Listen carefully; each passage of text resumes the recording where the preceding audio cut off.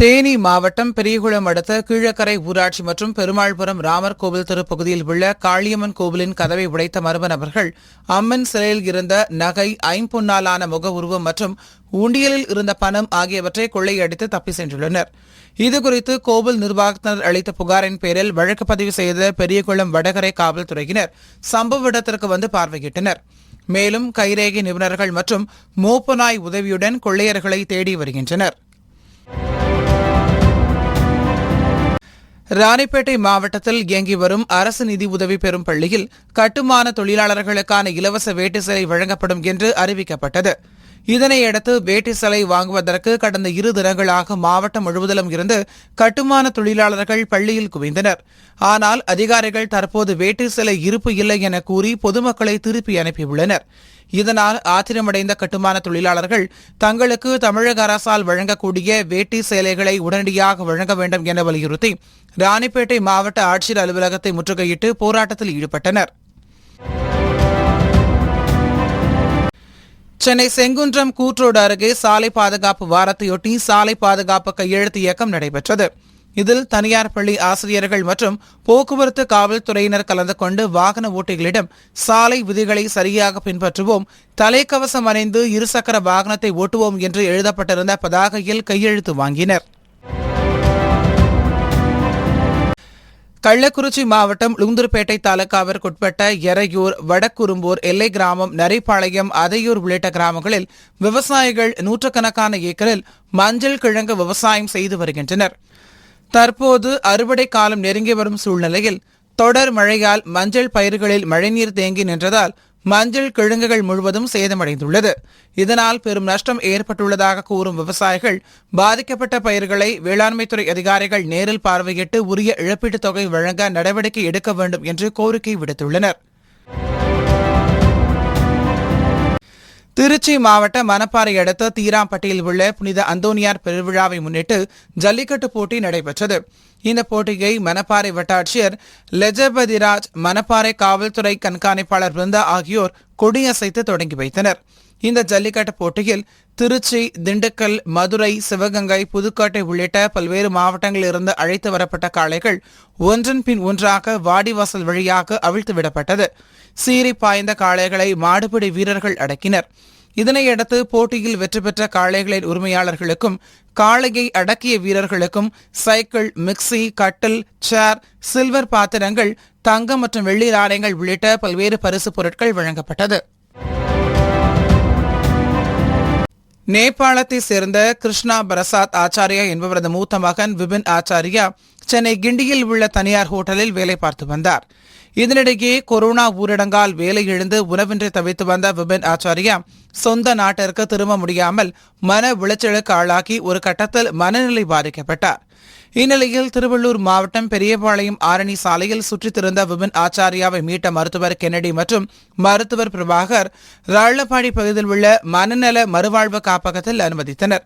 இதனையடுத்து அவருக்கு தொடர்ந்து சிகிச்சை அளிக்கப்பட்டு வந்த நிலையில் தற்போது விபின் பூரண குணமடைந்தார். இதனையடுத்து காப்பகத்தின் உரிமையாளர் கோட்டீஸ்வரன் குணமடைந்த விபின் ஆச்சாரியா குறித்து முகநூலில் பதிவிட்டிருந்தார்.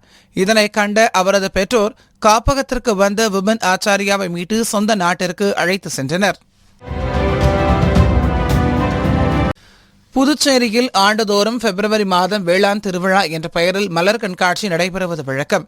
அதன்படி இந்த ஆண்டும் புதுச்சேரி அரசு வேளாண் மற்றும் விவசாயிகள் சார்பில் தோட்டக்கலை பிரிவில் உற்பத்தி செய்யப்பட்ட மலர்கள் மற்றும் அலங்கார செடிகள் தாவரவியல் பூங்காவில் காட்சிக்காக வைக்கப்பட்டிருந்தது. கொரோனா தொற்று காரணமாக இந்த கண்காட்சியானது ஒரு சிறிய நிகழ்வாக நடத்தப்பட்டது. நாகை மாவட்டம் வேளாங்கண்ணி அடுத்த விட்டாறு பாலம் மிகவும் மோசமான நிலையிலும் கம்பிகள் உடைந்த நிலையில் உள்ளதால் பாலத்தின் வழியாக செல்லும் வாகன ஓட்டிகளும் பொதுமக்களும் அச்சமடைந்துள்ளனர். இந்த பாலத்தில் உள்ள உடைந்த கம்பிகளால் எந்த நேரமும் விபத்துகள் ஏற்பட வாய்ப்புள்ளதால் பெரும் அசம்பாவிதம் நிகழும் முன்பே பாலத்தை சீரமைக்க வேண்டும் என்று பொதுமக்கள் அரசுக்கு கோரிக்கை விடுத்துள்ளனர். கிருஷ்ணகிரி மாவட்டம் ஹொசூர் மாநகராட்சி அரசு மருத்துவமனையில் கொரோனா நோயாளிகளுக்கான ஐசியு வார்டு பிரிவு சட்டமன்ற உறுப்பினர் மேம்பாட்டு நிதியில் இருந்து 22 லட்சம் ரூபாய் மதிப்பீட்டில் அமைக்கப்பட்டது. இதனை பொதுமக்களின் பயன்பாட்டிற்காக ஹோசூர் சட்டமன்ற உறுப்பினர் சத்யா தொடக்கி வைத்தார். பின்னர் செய்தியாளர்களை சந்தித்த அவர், கிருஷ்ணகிரி அருகே மருத்துவக் கல்லூரி அமைக்கப்பட்டு வருவதால் மாவட்ட தலைமை மருத்துவமனையாக ஹோசூர் மருத்துவமனை அறிவித்து மேம்படுத்த வேண்டும் என்று கேட்டுக் கொண்டார். கொரோனா ஊரடங்கால் பலரும் வீட்டில் முடங்கியதால் இதனை பயன்படுத்திய இணையதளங்கள் முன்னணி கதாநாயகர்களின் புதிய திரைப்படங்களை விலைக்கு வாங்கி வெளியிட்டு வந்தனர். இதற்கு திரையரங்கு உரிமையாளர்கள் எதிர்ப்பு தெரிவித்து வந்த நிலையில் நடிகர் சூர்யாவின் சூரரை போற்று திரைப்படம் திரையரங்கில் வெளியாகி நல்ல விமர்சனங்களை பெற்றது. இதனைத் தொடர்ந்து இணையத்தில் வெளியாக தயாரான விஜயின் மாஸ்டர் படத்தை இணையத்தில் வெளியிடக்கூடாது என ரசிகர்கள் கோரிக்கை விடுத்தனர். இதனைத் தொடர்ந்து மாஸ்டர் திரைப்படம் திரையரங்கில் வெளியிடப்பட்டது. இதேபோல் நடிகர் தனுஷ் நடித்து வெளியாக உள்ள ஜகமே தந்திரம் திரைப்படம் அமேசான் பிரைம் OTTயில் வெளியாக இருப்பதாக தகவல் வந்தது. இதற்கு எதிர்ப்பு தெரிவித்து தனுஷ் ரசிகர்கள் திருவள்ளூர் மாவட்டம் ஆவடி மற்றும் அதன் சுற்றுவட்டார பகுதிகளில் போஸ்டர்கள் ஒட்டினர்.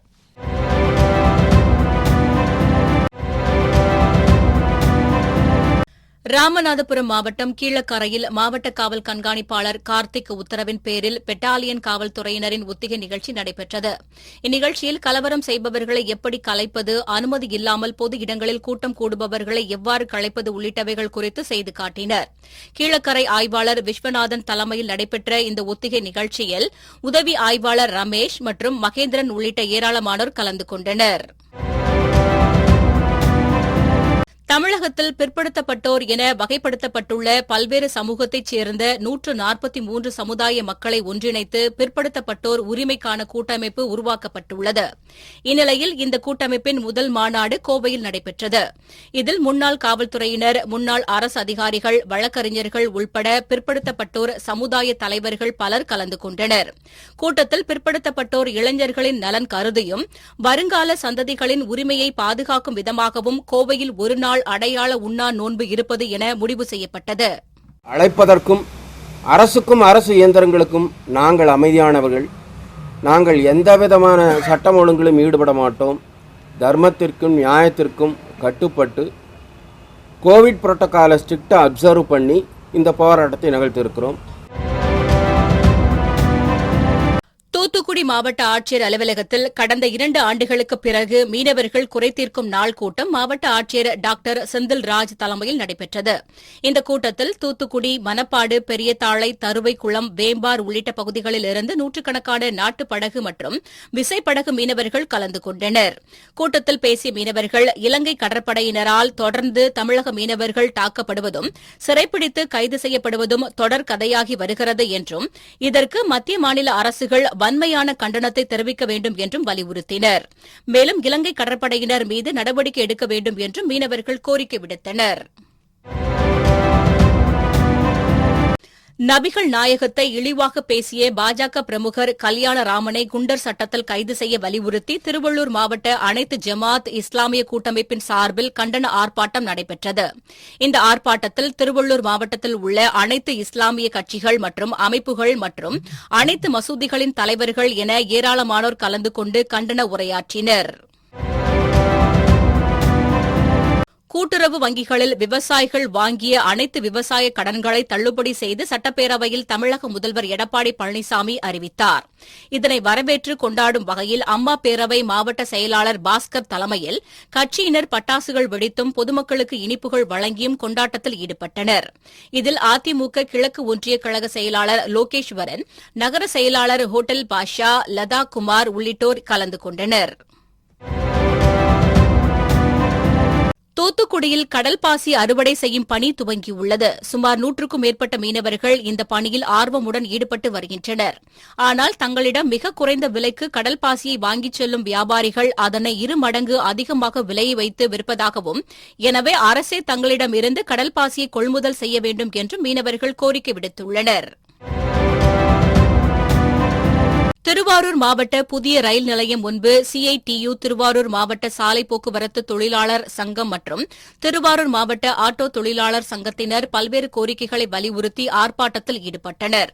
ஆட்டோ தொழிலாளர் சங்க மாவட்ட தலைவர் நபி தலைமையில் நடைபெற்ற இந்த ஆர்ப்பாட்டத்தில் பெட்ரோல், டீசல் விலை உயர்வை மத்திய அரசு உடனே திரும்பப் பெற வேண்டும், கேஸ் விலையினை உயர்த்தக்கூடாது, மோட்டார் வாகன சட்டத்தை திரும்பப் பெற வேண்டும், பொதுத்துறையை தனியார் மயமாக்கக்கூடாது உள்ளிட்ட கோரிக்கைகள் வலியுறுத்தப்பட்டது. இதில் ஆட்டோ தொழிலாளர் சங்க மாவட்ட செயலாளர் அனிஃபா, சாலை போக்குவரத்து தொழிலாளர் சங்க மாவட்ட செயலாளர் மணி உள்பட ஏராளமானோர் கலந்து கொண்டனர். கடலூர் மாவட்டம் சேத்தியாத்தோப்பு அருகே உள்ள நந்தீஸ்வர மங்கலம் கிராமத்தில் பெண்களுக்கான சமூக விழிப்புணர்வு கூட்டம் நடைபெற்றது. குறைத்தல், தடுத்தல், நிறுத்தல் என்ற தலைப்பில் ஊராட்சி மன்ற தலைவர் பிரேமலதா சிவபதி தலைமையில் நடைபெற்ற இந்த கூட்டத்தில் சிறப்பு அழைப்பாளராக சேத்தியாத்தோப்பு அனைத்து மகளிர் காவல் நிலைய உதவி ஆய்வாளர் இளவரசி, திட்ட ஒருங்கிணைப்பாளர் சுதா, மேரி ஆகியோர் பங்கேற்று பெண்கள் வாழும் சூழல், சமுதாயத்தில் அவர்களுக்கு உள்ள ஆபத்துக்கள், வளமான சமுதாயத்தை கட்டமைத்தல் உள்ளிட்ட பல்வேறு வழிகள் குறித்து விளக்கி பேசினர். இதில் நந்தீஸ்வர மங்கலம் கிராமத்தைச் சேர்ந்த ஏராளமான பெண்கள், சிறுமிகள் உள்ளிட்டோர் பங்கேற்றனர். காஞ்சிபுரம் மாவட்டம் பிரிக்கப்பட்டு செங்கல்பட்டு மாவட்டம் புதிதாக உருவாக்கப்பட்டது. வருவாய் கிராம அடிப்படையில் மாவட்ட எல்லைகளும் பிரிக்கப்பட்டன. ஆனால் காவல்துறைக்கான எல்லைகள் முறையாக வரையறுக்கப்படாமல் இருந்தன. உத்தரமேரூர் தாலுகாவில் உள்ள பெருநகர், உத்தரமேரூர், சாலவாக்கம் ஆகிய காவல் நிலையங்கள் செங்கல்பட்டு மாவட்ட கட்டுப்பாட்டில் இருந்தன. இதனால் சட்டம் ஒழுங்கு விவகாரத்திலும் நிர்வாக ரீதியிலும் குழப்பம் இருந்து வந்தது. இவற்றை சரிசெய்ய பெருநகர், உத்தரமேரூர், சாலவாக்கம் என 3 காவல் நிலையங்களையும் காஞ்சிபுரம் மாவட்டத்துடன் இணைக்க காஞ்சிபுரம் காவல்துறை துணைத் தலைவர் சாமுண்டீஸ்வரி தமிழக அரசுக்கு பரிந்துரை செய்தார். இந்நிலையில் காஞ்சிபுரம், செங்கல்பட்டு மாவட்டத்திற்கான காவல் எல்லைகளை துல்லியமாக பிரித்து தமிழக அரசு அரசாணை வெளியிட்டுள்ளது.